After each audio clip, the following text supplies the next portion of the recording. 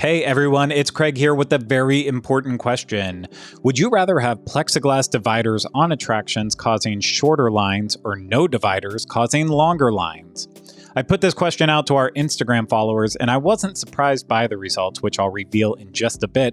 But let me take 1 second to remind you to follow us on Instagram if you're not already doing so. Our handle is the.diz, and once you're following us, you can participate in future polls like this one. And since I'm doing this, please also make sure that you're subscribed to us here on YouTube and hitting that thumbs up. Now, back to those dividers. I've been very back and forth on my feelings on them. I think they're silly and disruptive on some attractions like Kilimanjaro safaris, but then extremely helpful on an attraction like Rise of the Resistance because it really does help increase the capacity. A lot of the more popular attractions like Tower of Terror, Mickey and Minnie's Runaway Railway, and Frozen Ever After have installed them, and it's helped to shorten the wait times, but it's hard to argue that the experience isn't drastically altered because of them. Frozen Ever After's dividers are constantly covered in water spots. Rise of the Resistance and Runaway Railway have massive glare issues because of the dividers, and Living with the Land feels like you're living in a vinyl shower curtain claustrophobic nightmare unless you're in the front rows. In my opinion, there's just no way to say that the attractions don't suffer by having the dividers, except on attractions like Soarin', where the dividers are between the seats and do seemingly nothing. If you're lucky to always be in a front row on these attractions that have dividers, then it doesn't impact you, and, well, you should probably go out and play the lottery right now. A lot of people still haven't experienced new attractions like Rise of the Resistance and Runaway Railway, and I can only imagine the disappointment of not having the perfect experience for your first time.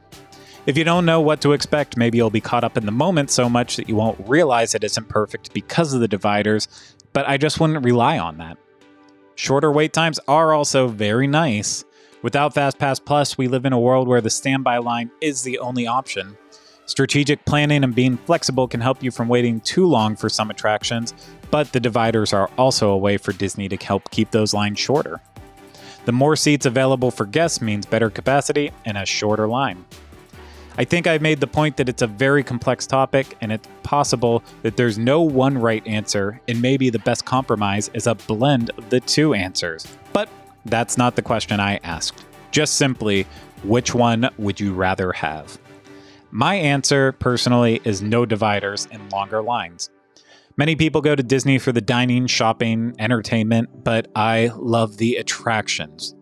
Imagineers work extremely hard on the attractions, and it almost seems like an insult to take away from the experience just to make sure that more people don't have to wait as long. If an attraction is left in a state of disrepair, then the argument is pretty much meaningless. But the show experience should always be as good as it can possibly be at all times.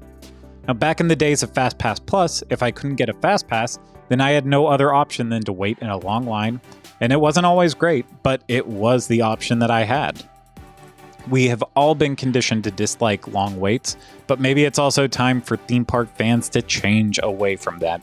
I know you're just laughing at me right now for that. I don't even know why I said it. However, with all of this, I do know that I'm in the minority opinion on this topic because of the poll results on Instagram. After 3 hours of the poll being live, 1,068 people said they would prefer dividers and a shorter wait versus 444 preferring no dividers and longer waits. I also asked people why they voted the way they did, and most of the responses aren't surprising. On my side of the argument, JMH0908 said the dividers are ugly and change the experience. Ryan's Laughin' Place said, I don't think dividers work in moving open air environments.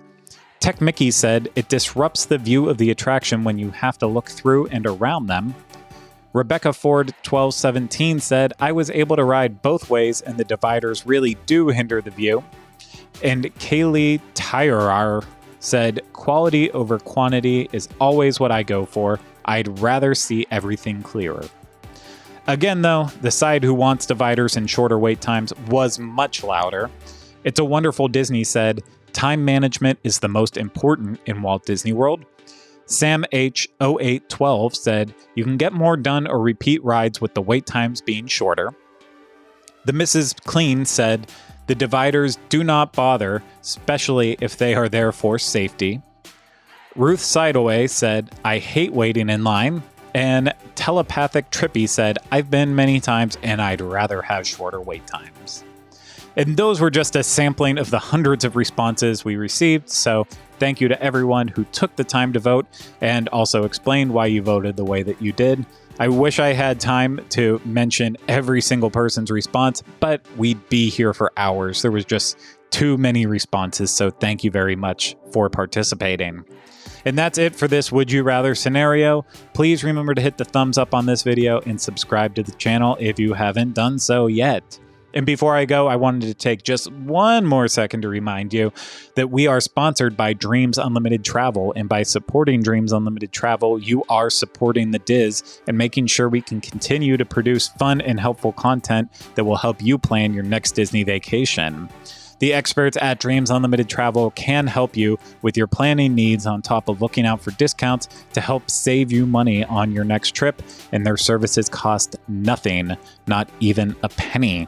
And of course, you can find out more information and get in touch with an agent today at dreamsunlimitedtravel.com. That's it for me. Thanks everyone out there for tuning in. I'll see you real soon. Bye-bye.